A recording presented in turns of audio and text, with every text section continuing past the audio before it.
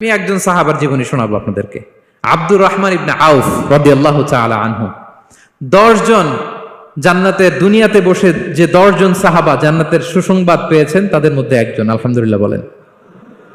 আব্দুর রহমান ইবনে আউফ রাদিয়াল্লাহু তাআলা আনহু প্রথম 8 জন মক্কায় যারা কালিমা পড়ে মুসলমান হয়েছে তাদের একজন।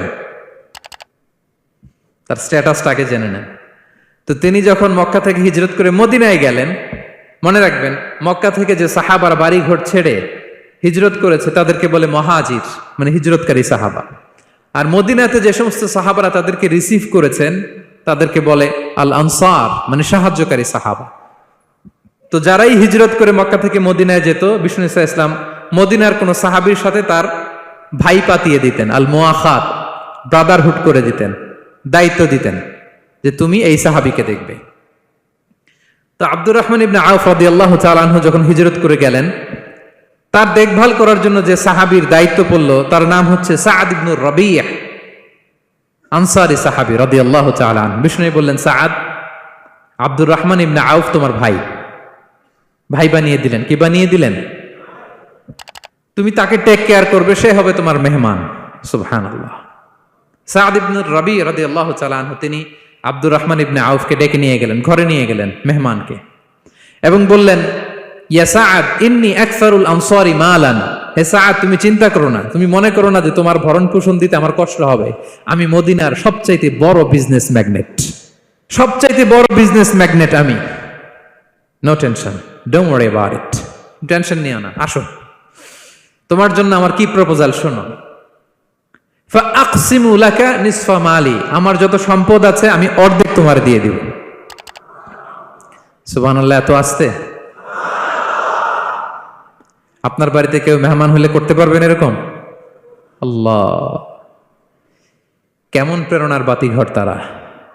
ফাআকসিমু নিসফা মালি, হে আব্দুর রহমান ইবনে আউফ, আমার অর্ধেক সম্পদ তোমারে দিয়ে দিব। এখানেই শেষ না, এরপর বলতে লাগলেন, আমার অনেকগুলো স্ত্রী আছে, তুমি কোথায় যে মেয়ে খুঁজবা, প্রস্তাব দিবা, এত ঝামেলার দরকার নাই। আমার কোন স্ত্রীকে তোমার ভালো লাগে বলো, তার যদি তোমাকে ভালো লাগে তাহলে প্রয়োজনে তাকে আমি ডিভোর্স দিয়ে দিব, তাকে নিয়ে তুমি সুখের সংসার করবা। আল্লাহু আকবার, আল্লাহু আকবার। অর্ধেক সম্পদ দিয়ে দিব, আমার একাধিক স্ত্রী আছে, কাউকে যদি তোমার পছন্দ হয় এবং সেও যদি তোমাকে পছন্দ করে, প্রয়োজনে তাকে ডিভোর্স দিব। New life, new career, just go on. আমরা এই সুযোগ পেলে কি করতাম? সাথে সাথে অর্ধেক সম্পদ নিয়ে নিতাম, ঠিক কিনা? আব্দুর রহমান ইবনে আউফ প্রেরণার বাতিঘর। উনি কি করলেন?